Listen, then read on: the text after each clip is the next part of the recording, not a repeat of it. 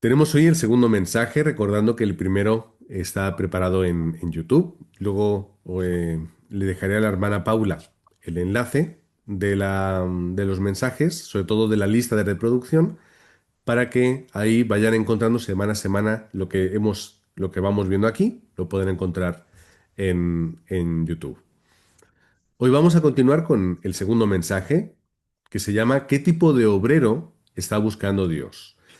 Porque Dios podría, con un chasquido de dedos, cambiar muchas cosas de nosotros. Sin embargo, Dios tiene un método y es que a través de su palabra y a través de la obra del Espíritu Santo y la gracia de Cristo, va transformando a las personas y nos va transformando conforme Él quiere y Él de alguna forma necesita, entendiendo la palabra necesitar por parte de Dios entre paréntesis, ¿no? O entre comillas. Y Dios está buscando a personas. Está buscando entre sus hijos aquellos que tienen ese corazón de servir, ese corazón de trabajar en el campo. Nosotros le llamamos a esa persona obrero u obrera, ¿no? Porque quiere obrar, quiere trabajar, quiere experimentar de una forma plena y propia esa gracia que Dios ha establecido, o sea, en el campo para los obreros.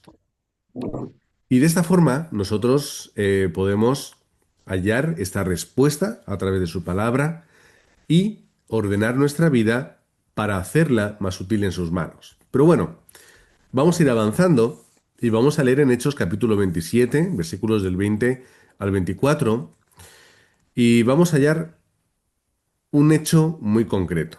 Dicen que no apareciendo ni sol ni estrellas por muchos días y acosados por una tempestad no pequeña, ya habíamos perdido toda esperanza de salvarnos. Recordemos que está escribiendo Lucas y además lo está haciendo en primera persona porque él estuvo ahí.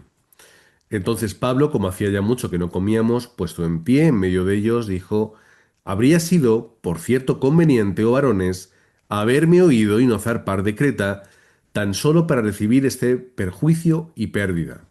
Pero ahora os exhorto a tener buen ánimo, pues no habrá ninguna pérdida de vida entre vosotros, sino solamente la nave.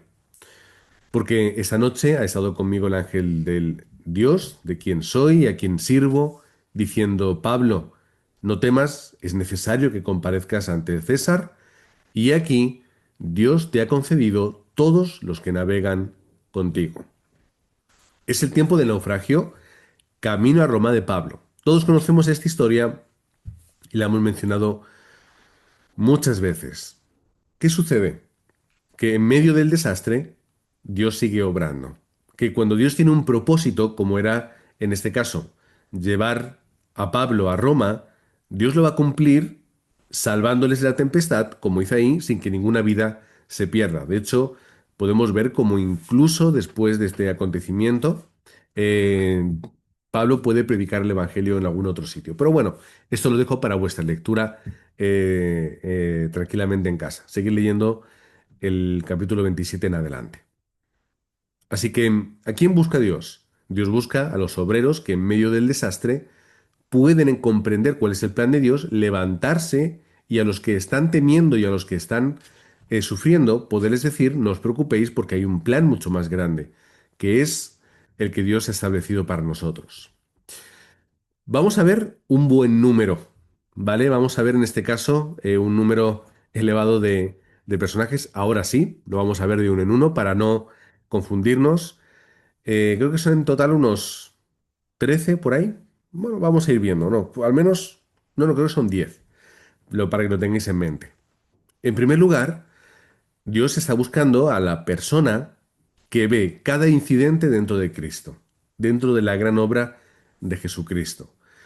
¿Qué quiero decir?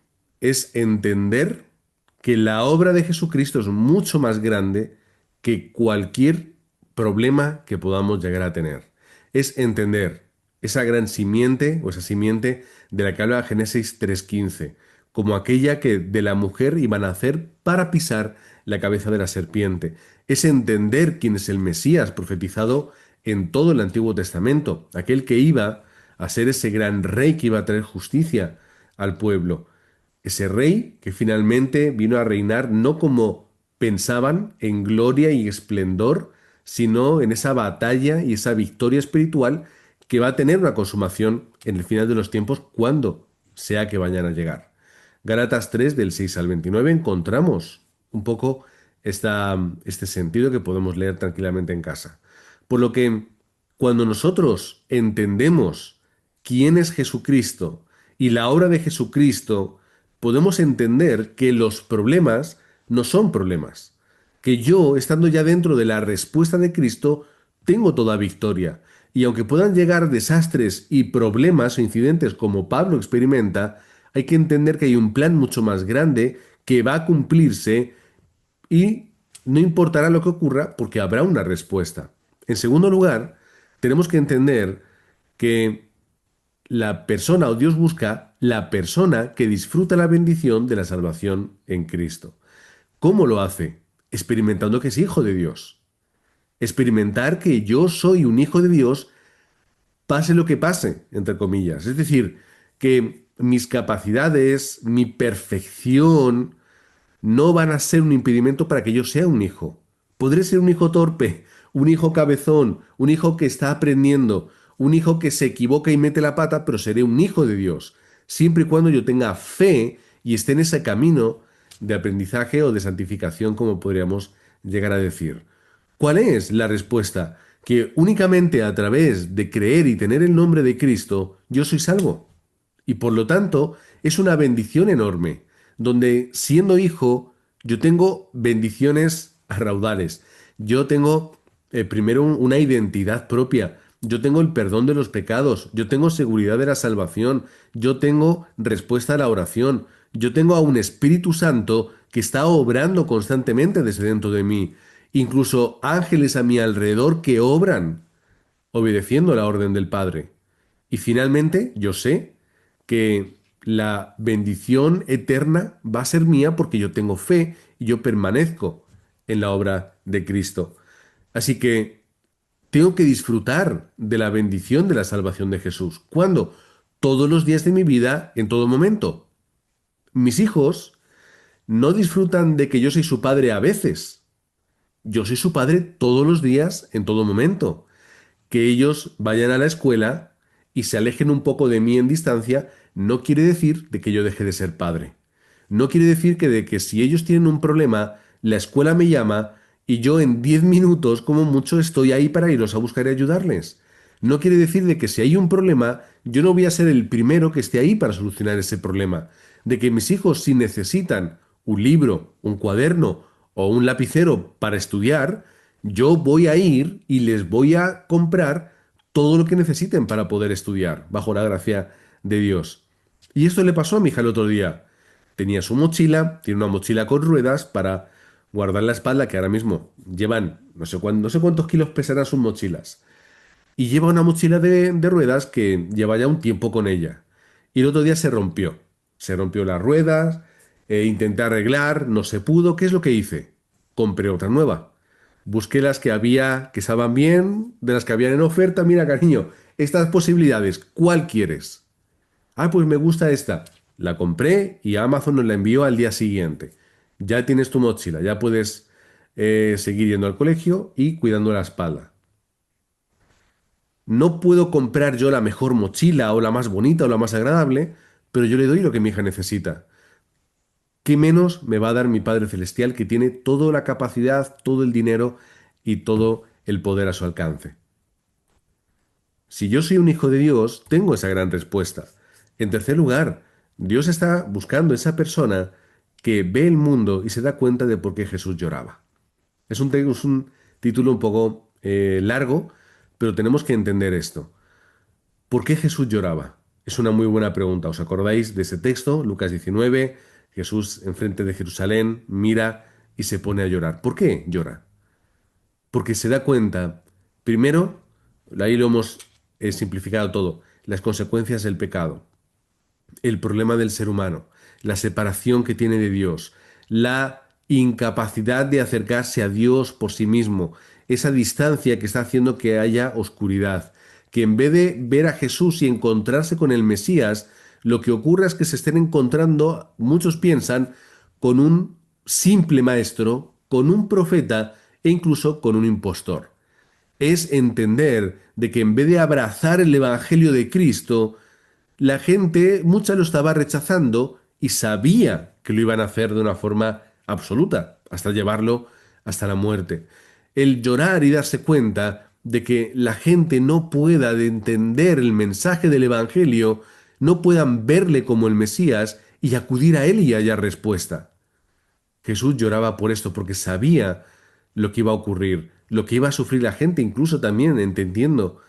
Y yo creo que viendo en adelante cómo en el año 70 iban a venir las tropas romanas a destruir Jerusalén. Qué pena que Jerusalén no pueda entender que Jesús es el Cristo. Eso es lo que entendía Jesús. De la misma forma que nosotros tenemos que ver así el mundo. Yo tengo que ver mi región, mi barrio, mi ciudad y mi país con el mismo corazón que Jesús lo hacía, llorando, viendo que hay gente que muere, pero no que muere únicamente en lo físico, sino en lo espiritual, que ese es el mayor problema.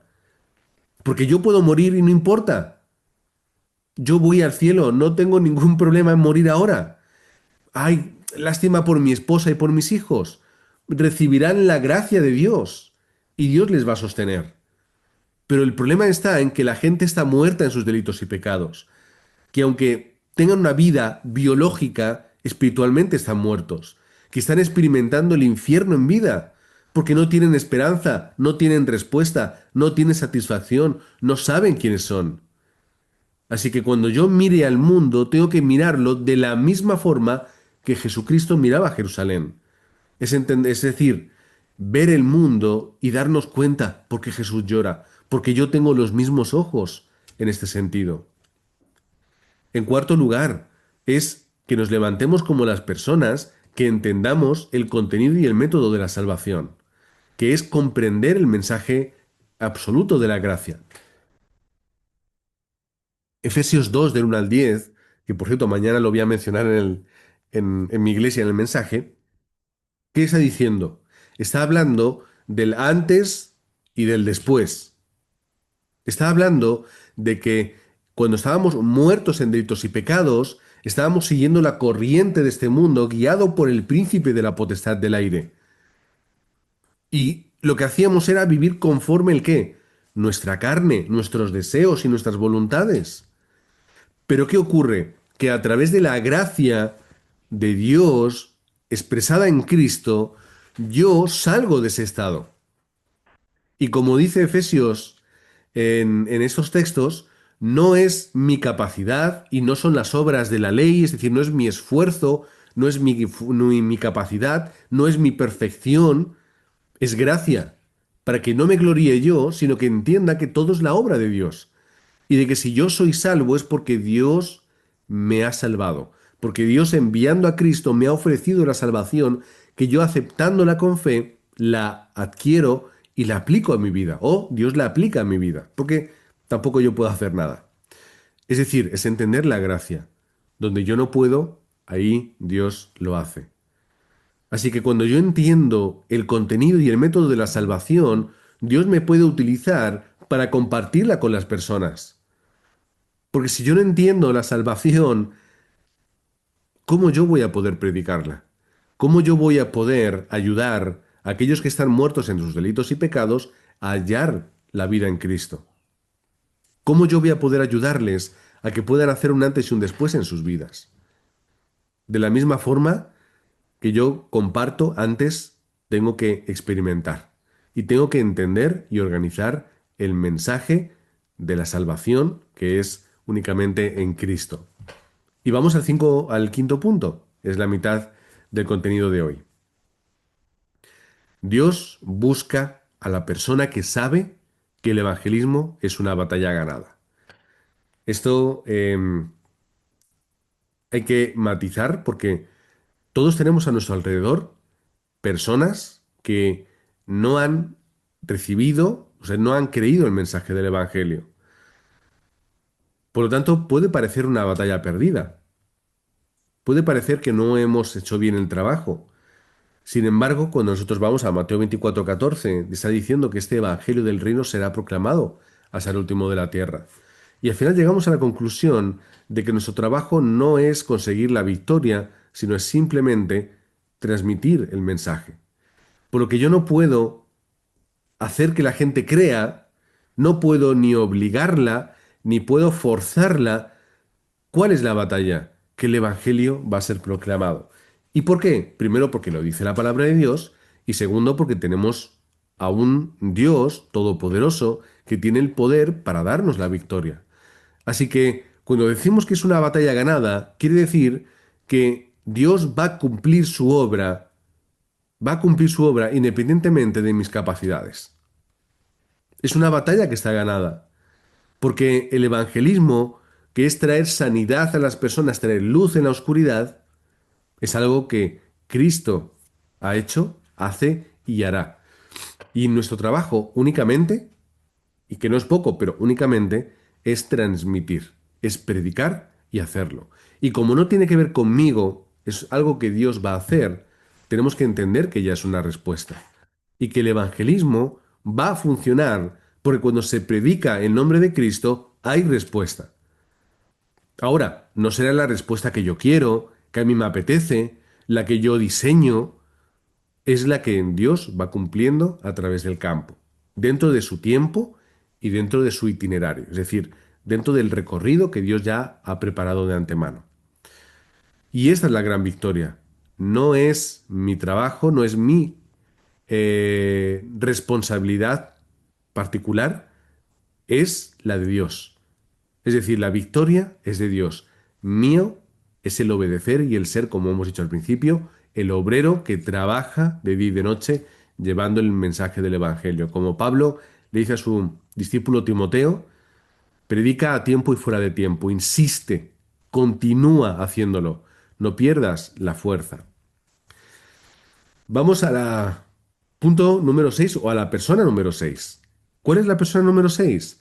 La que sabe cuál es la petición más importante de Jesús. Es decir, ¿qué es lo que Dios nos exige o qué es lo que Jesús nos manda hacer? Pues podemos ir a los evangelios y vamos a hallar una cantidad enorme de cosas que podemos tomar de las palabras de Jesús y aplicarlas y entenderlo como un mandato, ¿no? Y una orden. Sin embargo, lo que permea finalmente todo mensaje, ¿cuál es? La misión de transmitir el mensaje del Evangelio. ¿Qué fue lo último que Jesús le dijo a sus discípulos?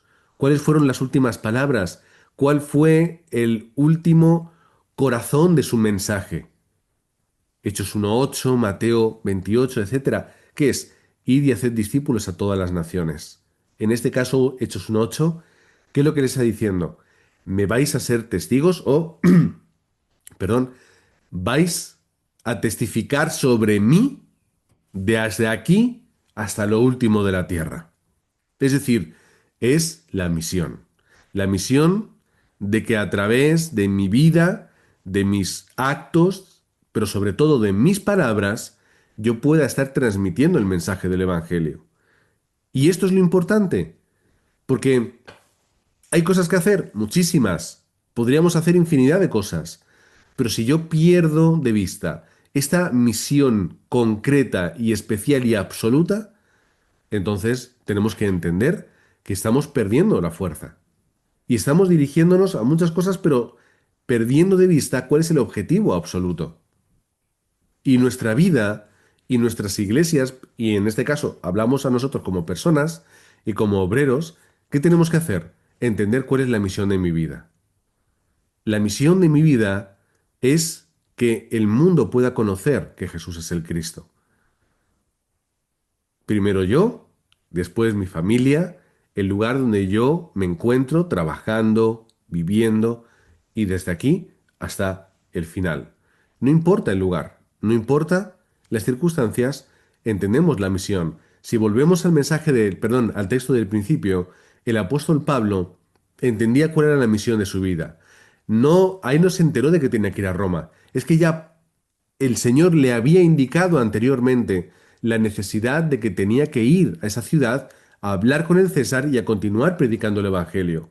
Por lo que cuando está en el naufragio y viene el ángel, lo entiende perfectamente. No me tengo que preocupar porque yo sé que hay una meta que tengo que alcanzar, hay una misión. Y cuando Pablo se enfrentó a problemas, continuó en esa misión. Cuando Pablo se enfrentó a dificultades de todo tipo, no se paró, sino que prosiguió a la meta, como él dice. Y le azotaron, le dieron palizas casi de muerte, le amenazaron, tuvo problemas de todo tipo, económicos, de salud. Pablo lo menciona en sus escritos y también en el libro de Hechos. Pero ¿qué hizo? Prosiguió, entendió cuál era el gran desafío de su vida y no se paró. El número 7, persona número 7, es la que constantemente está suministrada con el poder de Jesús. Es decir, que estemos el que recibiendo y experimentando el poder de Jesucristo. ¿Cómo? A través de la llenura del Espíritu. Porque es la forma en la que Jesús está en nuestra vida. Él lo dijo en varias ocasiones. Va a ir a vosotros el Espíritu Santo, el Consolador, os va a dar poder, os va a hacer recordar las cosas, os va a convencer de pecado, os va a guiar. Os conviene que yo me vaya para que venga el Espíritu de Dios, etcétera, etcétera. ¿Qué dice la palabra? Que cuando el Espíritu Santo llega a la vida de las personas, adquieren la capacidad y el poder para poder hacer la evangelización del mundo. Lo vemos en los primeros versículos del capítulo 2 de Hechos, donde ellos, en Pentecostés, de una forma única y especial, llega el Espíritu Santo a su vida y ellos empiezan a hablar otras lenguas, van a predicar el Evangelio a personas de 15 naciones en su propio idioma y empiezan a predicar aquí y allá. Pedro se levanta, da un mensaje fantástico y al final de todo el día y todo el evento dicen que 3.000 personas son convertidas al Señor.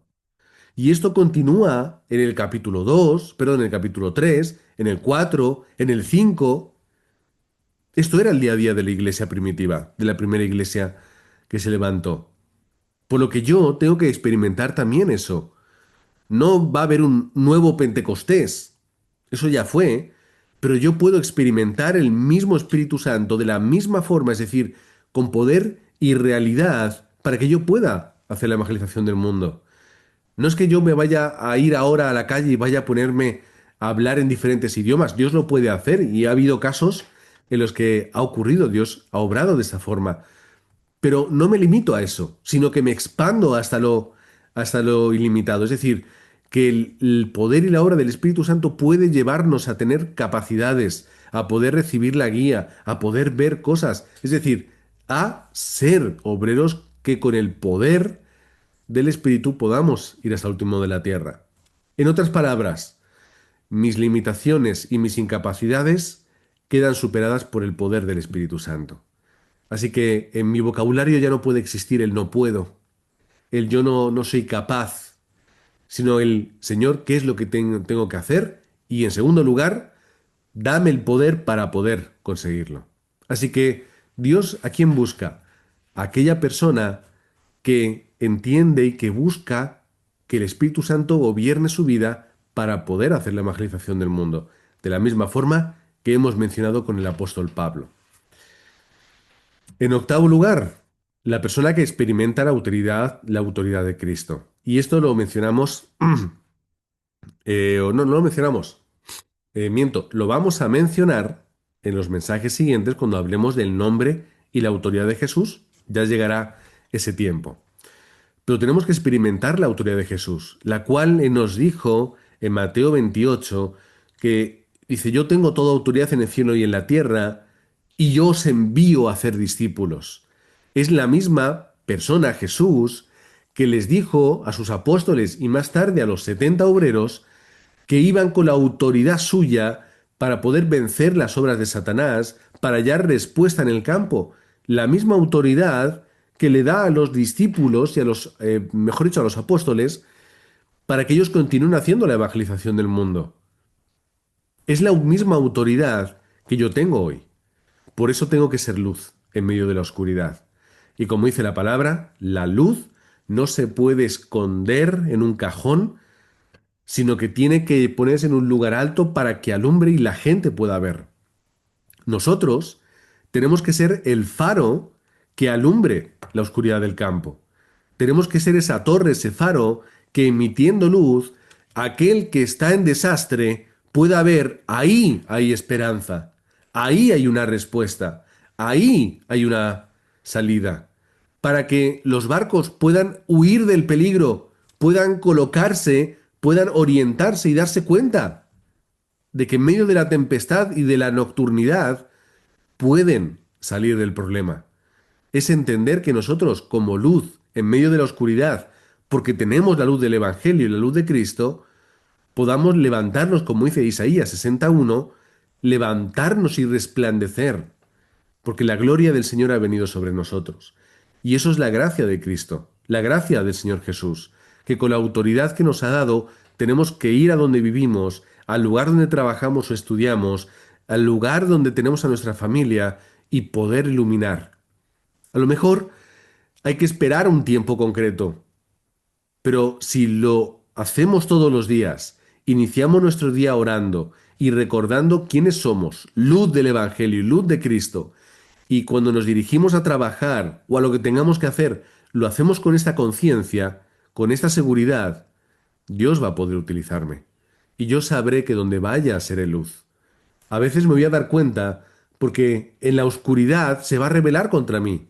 Y voy a tener problemas y dificultades. Y hay veces donde, disculpa, la gente se va a echar en contra mía.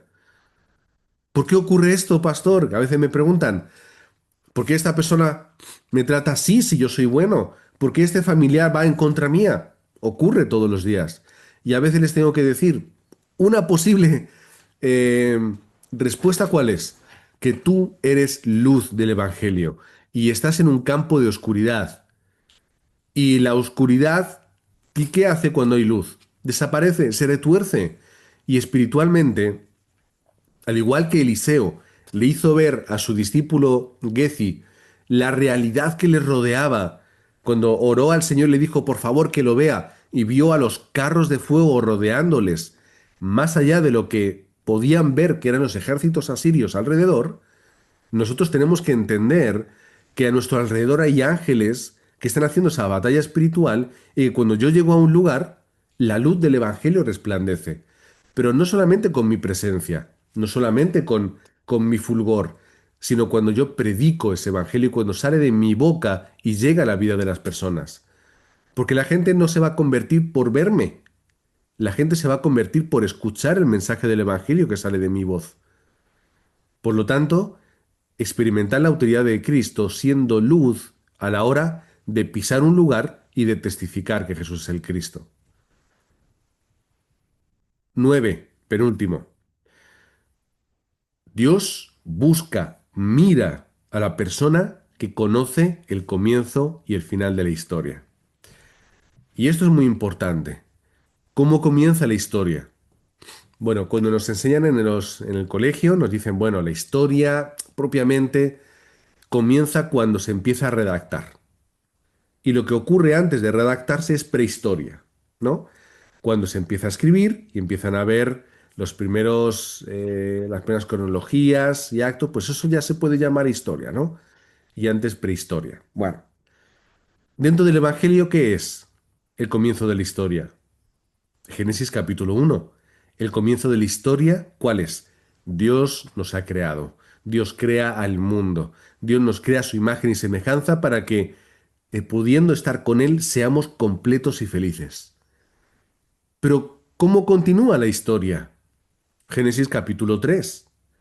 Siendo completos en Dios, caemos en pecado y morimos espiritualmente. Malditos para siempre hasta que, ¿qué? Que llega Jesucristo y pisa la cabeza de la serpiente.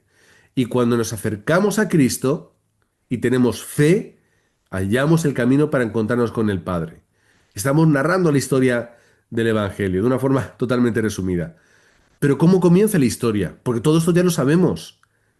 ¿Cómo va a terminar la historia? Bueno, aquí hay cantidad de estudiosos y no tan estudiosos, de pastores o pseudopastores, depende, de ahí de todo tipo, con buena intención y con no tan buena intención, es decir, hay de todo, pero hay mucha gente hablando sobre el final de los tiempos. Y ocurrirá tal año y tal mes y va a pasar y suelen decir, yo lo llevo escuchando mucho, está pronto, está a la vuelta de la esquina. Y bueno, yo tengo una, unos años, no muchos, pero tengo unos años y aún no ha llegado el final de los tiempos. Y mira que han salido estudiosos y pastores dando fecha y día de todo esto. Pero no ocurre nada. Y es posible que esté cerca, sí, pero la misma frase ya está en el texto bíblico. El Señor está cerca y han pasado 2000 años. ¿Puede que esté cerca de verdad? Puede ser, no lo sé. A mí me da igual. ¿Por qué? Porque yo voy a estar igual de preparado hoy que mañana. Es decir, me da igual, no sé si será mañana, pasado o cuando llegue otra generación. Yo tengo que estar preparado hoy. Así que para mí me da igual.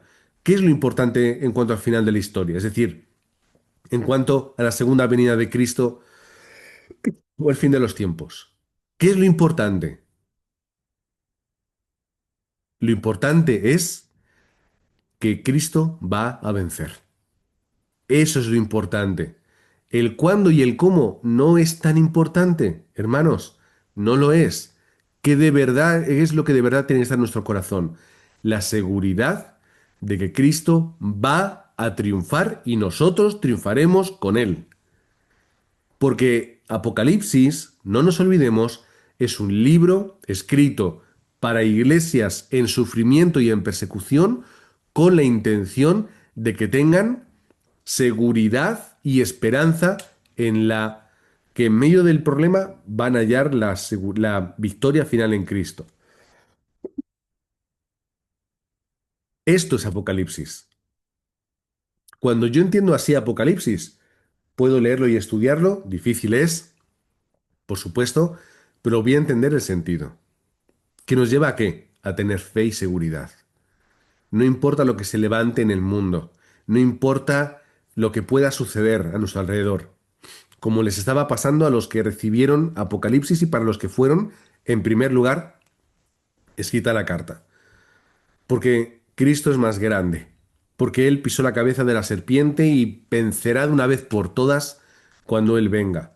Y mientras que estamos aquí sufriendo y pasándolo mal porque estamos siendo perseguidos, etcétera, lo vamos a hacer con la seguridad y con el corazón de los que vencen. Porque nada ni nadie nos puede separar del amor de Dios. Por lo que Dios quiere a esa persona que entiende cómo comienza el mundo, dónde tiene que estar el ser humano, por qué el ser humano no está donde debería, pero cuál es la final de la historia. De que no solamente Cristo ya ha vencido en la cruz, sino que vendrá a llevarnos con Él para siempre. Así que al final es un mensaje de victoria y un mensaje de esperanza, el final de lo que ocurre. Es un gran spoiler que Dios nos ha puesto en el libro de Apocalipsis y ya lo tenemos en otros lugares. Es un gran spoiler, ya sabemos lo que va a pasar. Quizá no sabemos exactamente cómo ni cuándo. Hay muchas teorías y hay muchos que estudian, pero ¿qué es lo importante? Que va a suceder. Por lo tanto, que tengamos tranquilidad y confianza de que en medio de nuestros desastres vamos a hallar victoria final y entendamos como el apóstol Pablo, de que en medio de los desastres Dios siempre encuentra la forma de llevarme hacia la bendición y hacia la respuesta. Y terminamos con la persona que se trasciende a sí misma. ¿Qué quiero decir? ¿Vale? Vamos a explicar esto. Aquel que supera sus propias limitaciones. ¿Vale? Aquel que cuando ve una barrera delante de sí, entiende que eso se puede derribar. Cuando comprende sus limitaciones, sus taras, sus dificultades, no ve un motivo por el que decir no puedo y echarme a un lado, sino que ve por dónde Dios va a derramar gracia. Es decir, es un discípulo de verdad. Nosotros todos tenemos excusas para decir, Señor, no cuentes conmigo, no puedo. Moisés, ¿os acordáis? Ya lo intentó hacer. Señor, no cuento, elige a otro, que es que yo eso de hablar, es que es muy difícil, es que yo no lo voy a poder hacer. Pero finalmente, ¿qué entendió? Señor, si yo veo cuáles son mis dificultades, que no las dice explícitamente, pero Señor, yo entiendo qué es lo que me pasa. ¿Por qué yo no puedo hacerlo? Y tú, Señor, ¿me estás diciendo que lo voy a conseguir? Pues adelante, vamos. Y sucedió así. ¿Cómo sucedió? Porque Moisés tenía el poder, porque Moisés fue a un curso de un coach y le ayudó a superar. No, porque Dios derramó de su gracia, Dios obró y a través de esta respuesta él pudo trascender a sí mismo. Es decir, Dios le llevó a trascender a sí mismo. A que siendo Moisés esta persona, él pudo llegar a hacer obras muy grandes porque simplemente dependió 100% de la obra de Dios. Moisés no tenía el poder para realizar ningún tipo de maravilla, ninguna de las plagas, como se dice, ni mucho menos tenía el poder para abrir el mar en dos.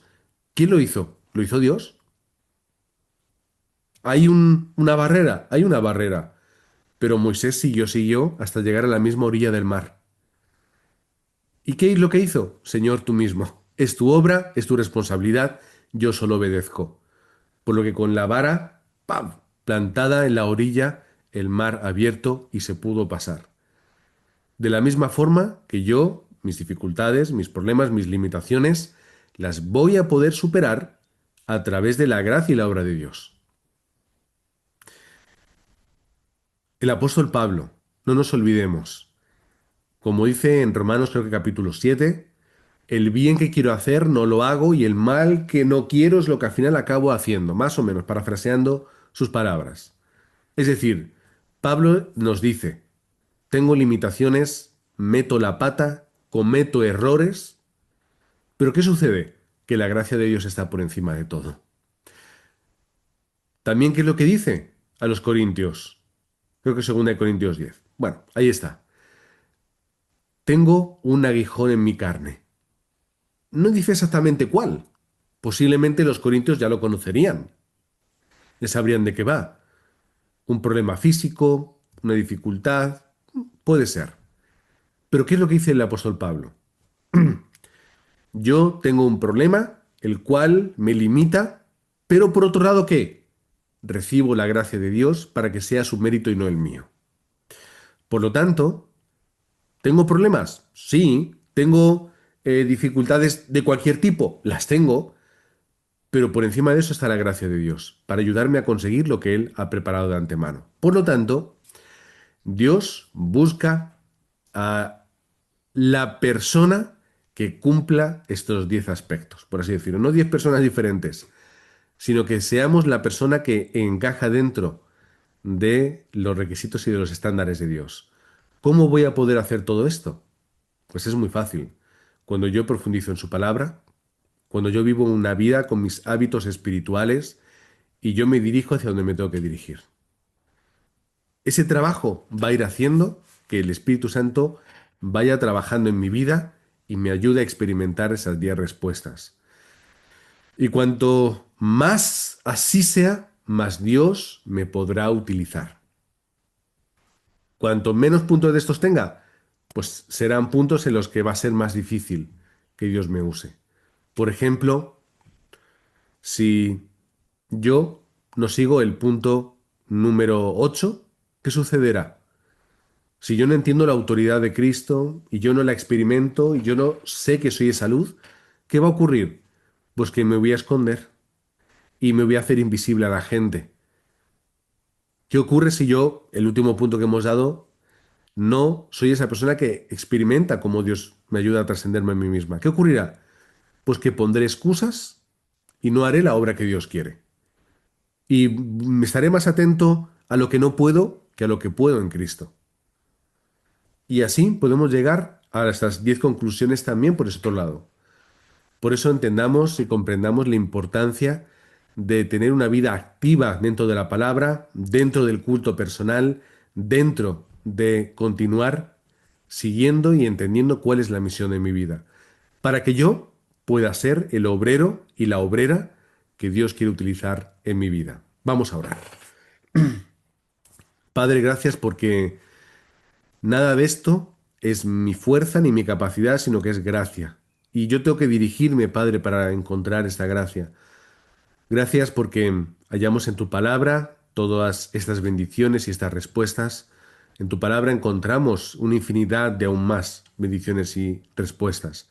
Queremos hallarlas, queremos aplicarlas y experimentarlas en nuestra vida. Padre, queremos orar en el nombre de Cristo, pidiéndote que nos ayudes a tomar la determinación de ser esos obreros que tú esperas, que nos des la gracia para poder desafiarnos a nosotros mismos y poder alcanzar estas bendiciones y respuestas.